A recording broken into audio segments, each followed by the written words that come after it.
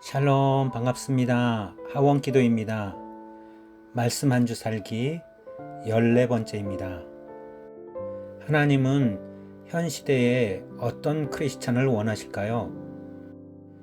한국교회는 세계에서 찾아보기 힘들 정도로 급성장했었습니다. 급성장 당시에는 기복신앙이 만연하여 교회에 다니면 잘 살게 된다는 생각이 있었습니다. 그래서 교회는 출석 인원이 많아지면 부흥했다고 생각했습니다. 그리고 교회가 새로 건축되고 커지면 영향력 있는 교회라고 생각했습니다. 그러던 교회가 이제는 아무 영향력이 없이 사회에서 손가락질 받는 교회가 되고 있습니다.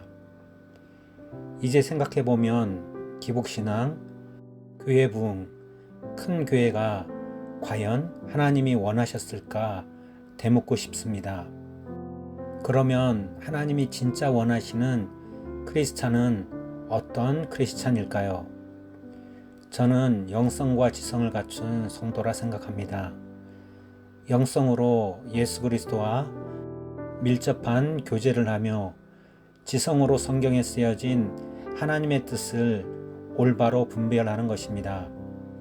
세상을 살아가면서 하나님께 속한 것과 그렇지 않은 것을 구별하고 하나님의 뜻을 알아 세상에서 그분의 뜻을 실천하는 것이 바른 크리스찬이라 생각합니다.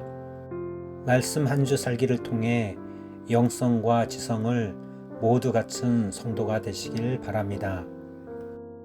지난주 말씀에서 예수님께서 고향인 나사렛에서 환영을 받지 못하시고 오히려 어려움을 당하시는 장면을 봤습니다.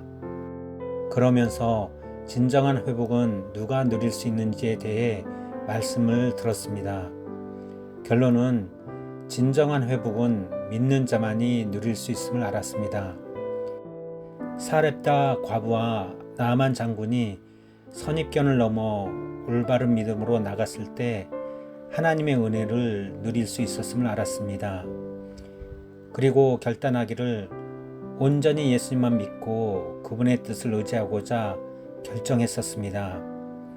한 주를 살면서 많은 결정의 순간이 찾아오지만 나는 예수님께 속해 있고 그분의 뜻대로 살겠다고 결정하고 결정했었습니다. 쉽지 않은 매 순간의 결정이지만 예수님께 속해 있다는 것이 참 행복을 주었습니다. 이번 주에도 지난주에 이어서 누가복음 4장을 통해서 회복의 기적이란 제목으로 말씀을 들었습니다. 나사렛에서 나오신 예수님은 가버나움으로 가셔서 말씀 사역과 귀신 들린 사람을 고치시는 사역을 하셨습니다. 가버나움에서는 나사렛에서와는 다른 반응이 나왔습니다. 예수님의 사역을 통해 많은 사람들이 놀라워했고 예수님을 믿었고 예수님의 소문이 사방으로 퍼지게 되었습니다. 두 곳을 비교하면 예수님의 말씀 전파 사역에는 두 가지 반응이 나타남을 알 수 있습니다. 순종과 대적입니다. 나사렛에서는 대적했지만 가버나움에서는 순종했습니다. 복음 전도의 사역에서도 마찬가지입니다. 듣고 순종하기도 하지만 불순종하고 대적하는 상황을 우리도 많이 보게 됩니다. 우리에게 말씀이 올 때 우리는 하나님께 순종하는 마음으로 나아가야 할 줄 믿습니다. 회복의 기적은 점점 확장된다는 것입니다. 예수님의 치유의 사역은 시몬의 장모에게로 그리고 많은 병자들이 예수님의 소문을 듣고 찾아와 고침받기를 원했습니다. 예수님은 찾아온 많은 병자들을 일일이 찾아 손을 얹으시고 고치셨습니다. 병을 고치실 뿐 아니라 말씀도 하셨습니다. 예수님의 말씀 사역과 치유 사역을 통해 많은 사람들이 예수님을 하나님의 아들이라고 고백하기에 이르렀습니다. 예수님은 온전한 회복과 구원을 허락하셨습니다. 이 구원과 회복은 또 다른 구원과 회복으로 이어졌습니다. 이렇게 예수님께서 기적을 통해 회복하신 목적은 우리를 하나님의 복음으로 변화시키기 위한 것입니다.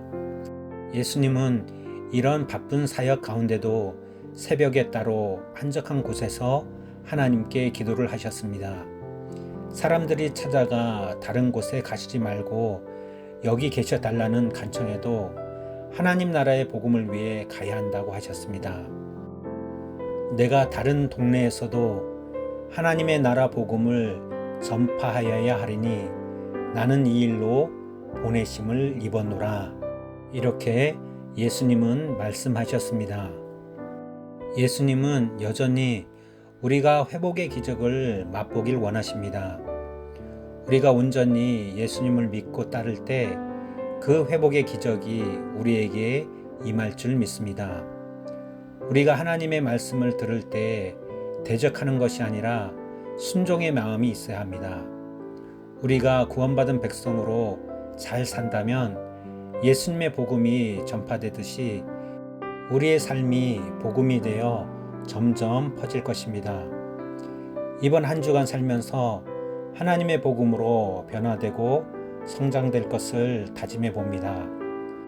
말씀 한 주 살기 하시는 모든 분에게 오늘 본문 말씀에서와 같이 치유와 하나님의 뜻을 아는 귀한 역사가 있는 한 주 되시길 바랍니다.